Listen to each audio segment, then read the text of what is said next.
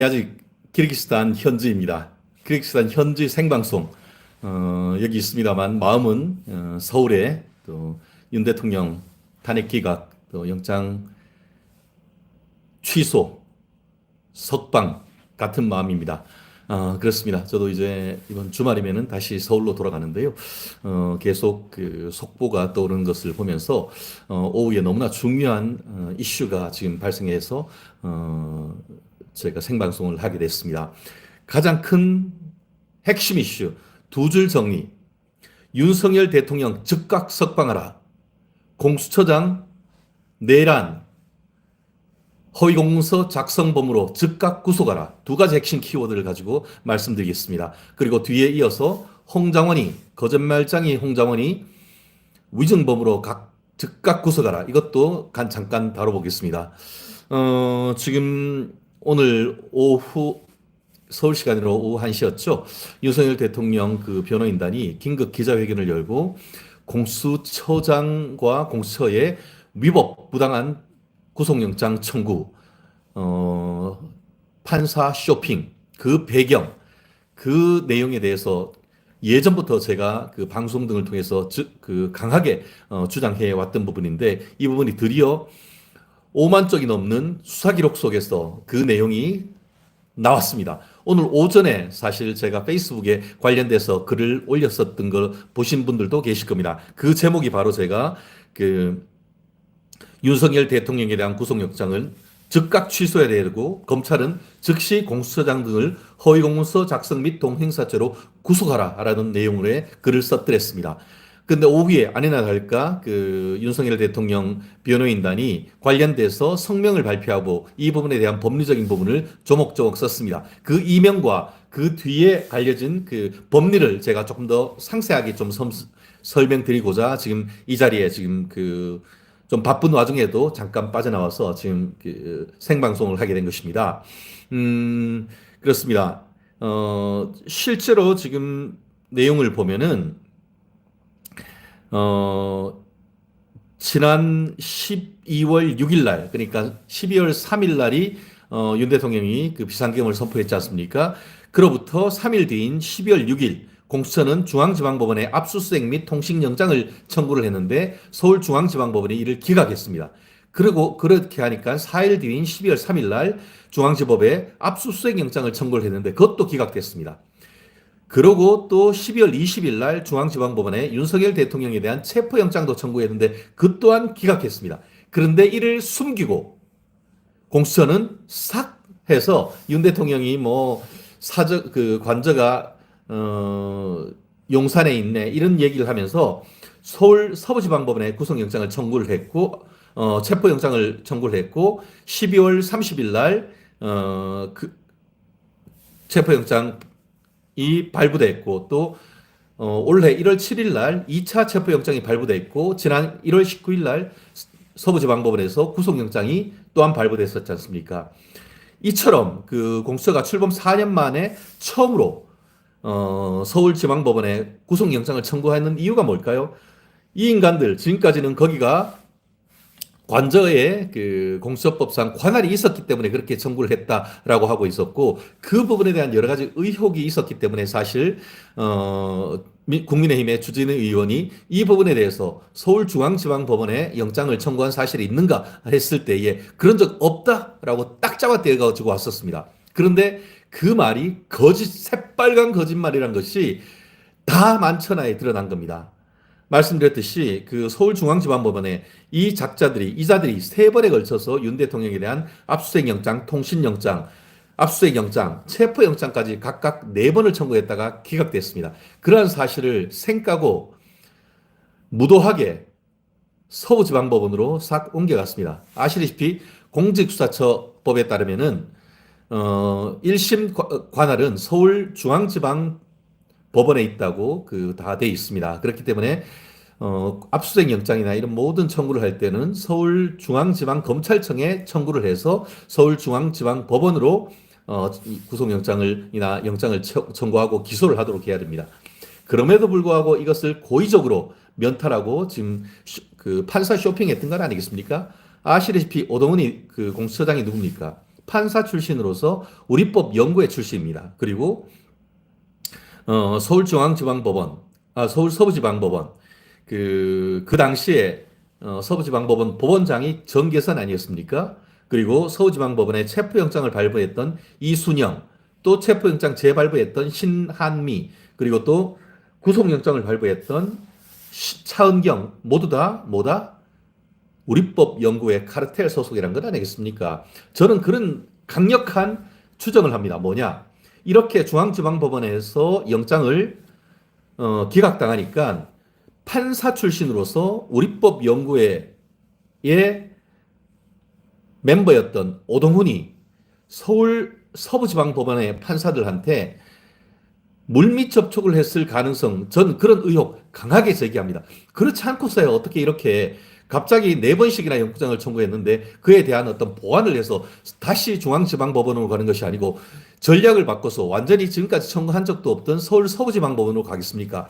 저는 이 부분에 대해서 오동훈이를 비롯한 구속영장을 불법적으로 기재했던 사람들에 대해서 형사 처벌을 해야 하는 것과 더불어서 그 사이에 어떤 일이 있었는지 오동훈을 비롯한 공수처와 서울 서부지방법원 사이에 영장을 청구하는 과정에서 어떤 물밑 접촉이 있었는지에 대한 합리적 의심이 드는 것 아니겠습니까? 그 부분에 대해서 지금 그 검찰청은 즉각 수사에 나서야 된다라고 저는 확신합니다. 더불어서 제가 오늘 제 페이스북에 글을 썼는데 두 가지 쟁점에 대해서 한번 말씀드리겠습니다. 첫 번째는 이른바 부작위에 의한 허위 공문서 작성 및 동행사죄가 성립되기 때문에 검찰은 오동을 비롯한 윤 대통령에 대한 압수수색 그리고 체포 구속영장 청구했는 인간들에 대한 강제수사, 그러니까 압수수색을 비롯한 구속영장 청구 반드시 필요하다라고 생각을 합니다. 그 이유는 이른바 부작위에 의한 허위 공문서 작성 및 동행사죄가 성립되기 때문인데요. 영장을 재청구할 때 관련 법규상 재청구하는 사유 반드시 기재해야 됩니다. 안 그러면 영장 기각되고 신청했다가 철회했는데 그것을 보완하지도 않고 하면은 인신보호를 위한 어떤 구호가 헛구호가 되잖아요. 그렇기 때문에 영장을 청구를 했다가 그것이 기각되거나 아니면 철회하면은 다시 청구할 때는 기존에 신청했던 내역을 다 기재를 하고 관련되는 서류를 첨부할 수 있도록 되어 있습니다. 그런데 이번에 내용을 보면은 그와 같은 영장 재청구 사유 전혀 기재하지 않았다는 겁니다. 사실 일반인이 내가 어떤 문서를 쓰면서 사실관계와 다른 내용을 막 써도 그것은 형법상 아무런 죄가 되지 않습니다. 그렇지만 공무원인 자가 내용을 허위로 써가지고 그것을 도장을 찍어서 제출을 하면은 그것은 허위공문서 작성죄 및 동행사죄가 성립됩니다. 이게 상당히 엄한 죄인데요. 사인의, 그러니까 공무원이 아닌 보통 사람이 어떤 내용을 임의로 그렇게 썼다 해도 처벌하지 않는데 일반 사인이면서 처벌하는 유일한 사례는 허위 진단서 작성죄입니다. 의사이기 때문에 의사가 그 내용을 가짜로 쓰면은 그에 대한 의사의 고도의 어떤 윤리성과 청렴성 이런 측면에서 그것을 예를 들어서 맞았다고 해서 이것 좀 이렇게 써주세요라고 한다고 전치 2주를 전치 4주를 써준다든가 이러면 이게 허위 진단서 작성죄로 처벌되는 거거든요. 그와 마찬가지로 공무원이 마땅히 써야 되는 법률상 영장 재청구 사유를 반드시 써야 됨에도 불구하고 그 내용을 고의적으로 누락하고 영장을 중앙지방법원에서 서부지방법원으로 바꾼 것 자체도 냄새가 나는데 중앙지방법원에 그 내용을 있다가 기각됐음에도 그 내용을 전혀 기재하지도 않은 상태에서 영장을 청구했다? 이건 뭔가 냄새 나는 것 아니겠습니까? 더불어서 그렇기 때문에 그와 같은 내용을 쓰지 않은 것은 부작위에 의한 허위공문서 작성 및 동행사죄가 처벌로 성립이 되는 것이고 지금 오늘 법원에서 변호인단이 얘기하는 것처럼 이 부분은 법정형이 7년 이하의 징역 및 10년 이하의 자격정지입니다. 이 자식들 죄송합니다. 그건 제가 캔슬하겠습니다. 이 인간들 앞으로 변호사도 못한다라고 보면 될 겁니다. 그리고 직권남용 권리행사방해죄 같은 경우에도 성립될 가능성이 상당히 높고요. 더불어서 윤석열 대통령에 대한 불법 체포 및 감금죄가 성립될 가능성도 상당히 높습니다. 공무원이 직무를 빙자해서 불법으로 타인을 체포, 감금할 경우에 성립되는데 이 경우에는 기각된 영장을 제대로 쓰지 않고 다시 청구해서 받았고 이를 근거로 체포 감금했기 때문에 이 또한 10년 이하의 징역에 처할 수 있는 천인공노할 죄입니다. 더불어서 니들이 윤 대통령에 대해서 내란죄라고 하고 있지. 그게 폭동인지 아닌지 아무 상관없어 하면서 지금 완전히 지금 생까면서 내란죄로 어이없이 구속 기소했지. 그렇다고 하면 한번 얘기 한번 해보자. 내란죄도 성립될 수가 있다. 왜냐? 국헌을 물랄할 목적으로 폭동을 일으킨 게에 성립되는데 대통령 체포 과정에서 특정 법원과 조직적으로 공모가 있었다면 우리법 연구회 출신 오동훈이 공수처장과 우리법 연구회 출신 서부지방법원의 법원장을 비롯한 영장 청구 라인에 있었던 사람들 사이에 물밑 접촉이 있었다라는 부분에 대한 합리적 의심이 들거든요. 이 부분 검찰이 반드시 수사를 해서 이 부분에 대한 혐의가 발견된다고 하면은 이거는 국헌문란 목적이 있다고 볼 가능성이 큽니다. 이런 거 이제 오늘 밝혀냈기 때문에 어뜨거 하면서 정계선을 비롯해서 예전에 서부지방 법원에 있던 사람들 지금 텔레그램 지우고 있을 수도 있습니다. 그럴 가능성 완전히 배제할 수가 없다고 봅니다. 그렇다고 하면 지금 검찰이 할 일이 뭐죠? 이런 거 바로 즉각적으로 지금 압수수색 영장 발부받아가지고 압수수색 해야 되는 건 아닙니까? 휴대폰 압수해야 되고 통신 영장 받아가지고 판사들 그리고 오동훈이 휴대폰 반드시 지금 압수수색 해가지고 통신 내역 조회해야 되는 건 아니겠습니까? 아 정말 열받네. 더불어서 이 부분은 또 문제가 뭐냐 하면은 영장 청구 절차를 위반해가지고 했기 때문에 이것은 그러니까 그런 문제가 있었기 때문에 윤 대통령에 대해서 변호인단이 구속 취소 신청을 했지 않습니까? 이 부분에 있어가지고는 제가 오늘 페이스북에 글을 썼는데요. 우리가 가압류 가처분 소송하신 분들 많이 아마 아실 겁니다. 우리 변호사들도 많이 하는데 가압류 가처분을 이렇게 한번 넣었는데 가끔씩 보증보험을 많이 한다든가 현금 공탁을 하라 하면 취하하고 새로 하고 하는 케이스가 있습니다. 그럴 때 가압류 가처분 신청서 외에 뒤에 첨부 서류가 뭐 있냐면은 가압류 가처분 진술서가 있습니다. 그러면서 이거 기존에 한번 다른 법원에 청구했는 사실이 있는지 이런 부분이 쓰도록 돼 있습니다. 이게 마치 구속영장 청구할 때 재청구 사유를 쓰는 것과 동일한데요.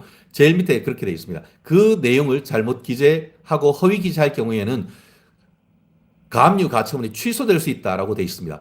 그와 마찬가지입니다. 결국 법원을 기망해서 서로 짬짬이가 없었다고 하면 법원을 기망해가지고 한 것이고 법원을 알면서 했다고 하면은 그 또한 어떻게 보면 허위공문서 작성에 판사들도 공범이 될 수가 있다라고 저는 보는데요. 결국 민사상 가압류 가처분 신청할 때 진술서에 허위 사실을 적시했을 때에 그 가압류 결정을 취소할 수가 있듯이 이번 영장 같은 경우에도 마땅히 재청구 사유를 써야 됨에도 불구하고 이를 청구했을 때 쓰지 않았다 하면은 그것은 구속영장 자체에 중대한 하자가 있기 때문에 윤 대통령에 대한 구속영장을 즉각 취소하고 윤 대통령을 바로 석방해야 된다는 것은 논리적 당연한 경고 아니겠습니까? 저는 정말 이게 나라냐라고 저는 글을 썼습니다. 이게 바로 내란 아닙니까? 정말 분통하고 원통하다라는 마음을 금할 수가 없습니다. 어떻게 이렇게 짬짬이를 해가지고 서울중앙지방법원에다 구속영장을 청구를 했다가 그 내용을 숨기고 서울 서부지방법원으로 갈 수가 있단 말입니까? 어떻게 법조인들이 이렇게 부도덕할 수가 있다는 말입니까? 썩어도 어떻게 이렇게 썩을 수가 있습니까? 정말 국민이 일어나야 되는 건 아니겠습니까? 대한민국을 사랑하고 대한민국을 정말 정상화시키려고 한다고 하면은 정말 우리가 정신 바짝 차려야 될 것 같습니다. 윤 대통령 즉각 석방하라. 검찰은 즉각 오동을 비롯한 그 수사 라인에 있었던 사람들 강제 수사 바로 집행하라.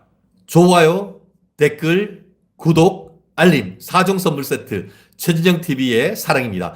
고맙습니다.